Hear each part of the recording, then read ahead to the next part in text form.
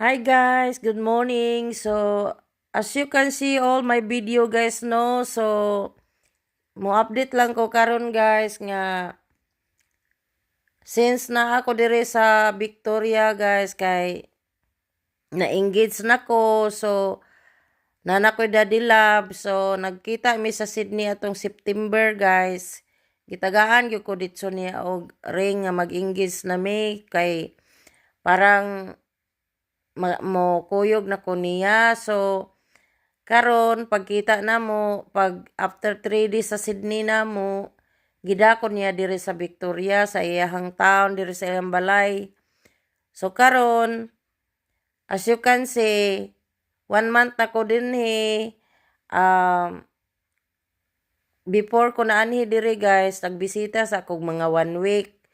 So, pag 1 week ana, nang limpyo ko din nagsikay-sikay ko diri ako siyang atimanon kay tungod ganahan pud ko niya, ganahan pud siya nako. So ang among mga sweetness guys, okay jud kayo among pagkuyog. So simpre adjustment sa among pagkuyog guys, adjustment sa among mga batasan super okay raman pud siya nako kay okay raman sad siya, wala ra sad siya kurat. So and then, pag balik na ko sa Newcastle, iya nagyug kong gikuyugan, nagdala mi sa van, kay ang plano na mo, kuhaon na nako ang ako mga gamit, kay move na ko dinhi. So, nahimo na siya guys, so, natuma na siya.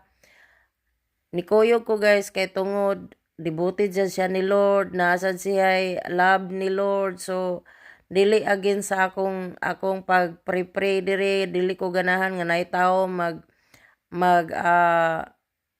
kuan sa kuang religion o unsay akong buhaton magkinto ko, pero kay okay raman siya guys, mao nang nikuyog ko diretso. So mao na nga akong pag-stay din mga 1 month. So during my staying here, nag-cleaning ko guys, nag-arrange ko sa ko mga butang. So 3 days kong gikuan ako mga impake ako mga butang dito sa Newcastle. I live from Newcastle, moved to Bindigo, Victoria. So far okay naman. So nagsikay-sikay ko din guys, nagkuan ko sa mga resume nako, nag-apply ko sa trabaho.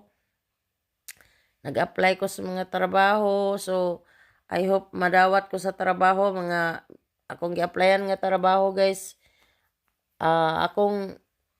Akong qualification nahuman ko og I'm qualified for massage therapy and caregiver. So or nag-apply ko cleaning kay nindot sud gay nga kanang since na stranded ko 1 month na walay trabaho no, murag kuan na miss na nako ang trabaho guys. So siyempre guys, gusto po kong na ako income every day nga even sa isa ka semana maka-income ko 4 days naman lang kahit papaano. So murag gikuan ko diri sa 1 month akong pag-stay diri guys nga wala ko'y trabaho ba. So karon lang pod ko kahimo-himog video guys kay tungod wala pod kay ko'y signal, walay internet. So ang akong signal gikan sa Newcastle wala gyoy coverage ang area dire. So nagpataod kog internet ABN. So ngayon may internet na, so maka video na ko. So maka TikTok na ko niya, napag ko yung cellphone nga na full storage. So unsa naman lang ni oy. So dire guys okay naman, pero small town lagi, pero mangita lang ko paagi nga makatrabaho. So thank you for watching my video guys. Salamat.